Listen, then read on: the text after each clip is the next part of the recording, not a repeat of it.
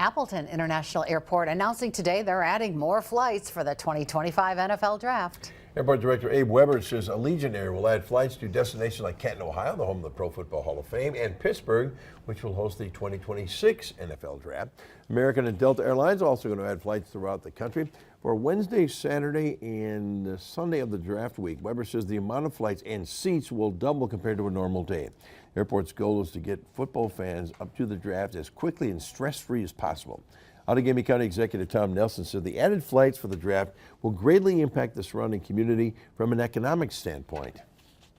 The amount of economic activity that is going to happen within just that limited window of time, to say nothing about the very important, though intangible, that you get from being associated with such a high-profile event for the National Football League.